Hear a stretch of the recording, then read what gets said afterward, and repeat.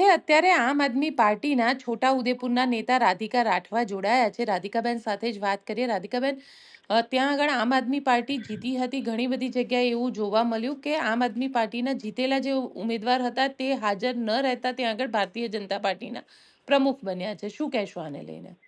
આ સતત ખોટી વાત છે. અમે 3 તાલુકા પંચાયત અમારી સીટો આવી હતી. કવાંટમાં ફૂલ બહુમતી હતી.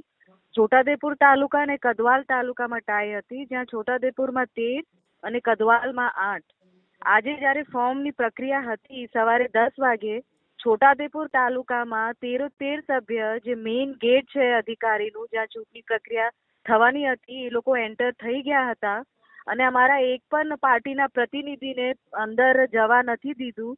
વાંધો નહીં, પણ 13 જે સભ્ય ઓલરેડી કમ્પાઉન્ડમાં જતા રહેલા અને ત્યાં પછી એકદમથી કઈ મોઢા પર કપડા બાંધીને 25 થી 30 જણ કઈથી આવીને અમારા 3 સભ્યોને ઉચકી લઈ ગયા, જે ઉંમરવાળાઓ હતા. એમને માર્યું પણ અને એક બેનની તો સાડી ખેંચીને ઘસેડ્યું, એને પગમાં પણ વાગ્યું છે. એની પણ અમારા પાસે પ્રૂફ છે.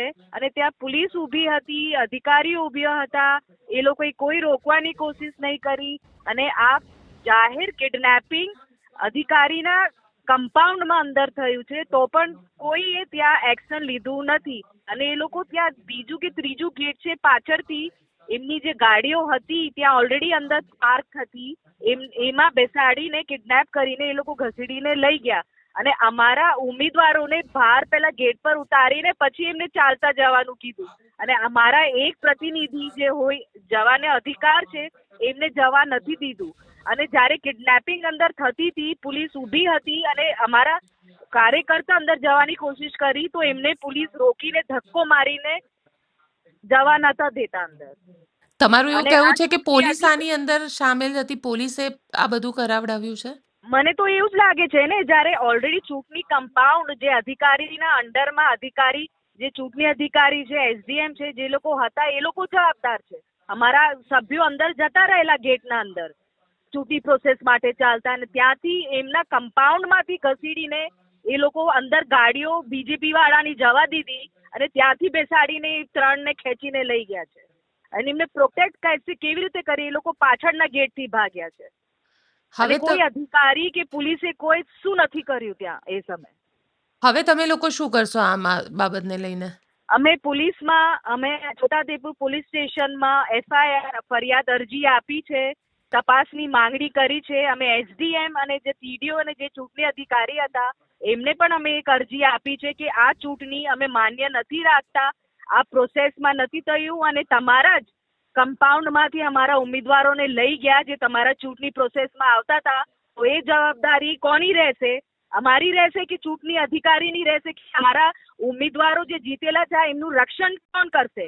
અહીંયા પોલીસ વાળા અગર રક્ષણ ના કરી શકે તો અમને કોને બોલાવવાનું? પછી કહે છે કે તમે પોલીસ ઉપર આક્ષેપો કરો છો. આવી હરકતો કરે તો પછી અમને જવાનું ક્યાં? પણ રાધિકાબેન, સવાલ અહીંયા એ ઊભો થઈ રહ્યો છે, તમે કહી રહ્યા છો કે પોલીસ ત્યાંથી લઈ ગઈ.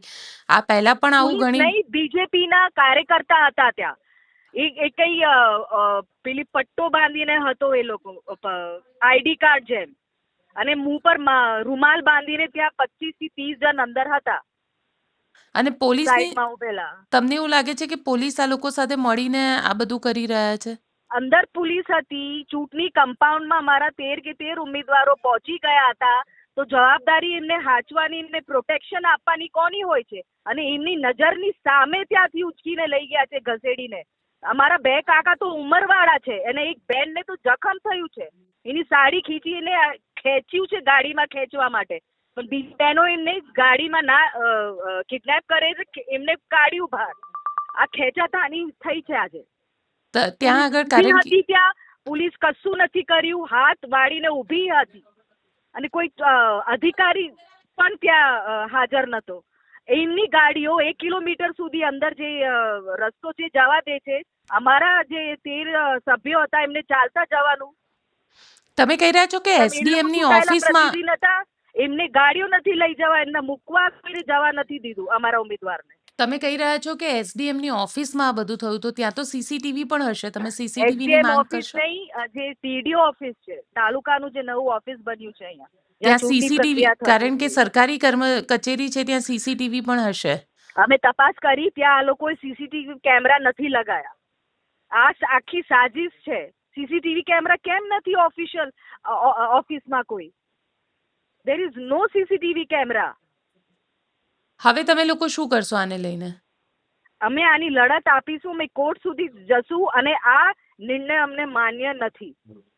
બિલકુલ રાધિકાબેન, અમારી સાથે જોડાવા માટે આપનો ખૂબ ખૂબ આભાર. જી.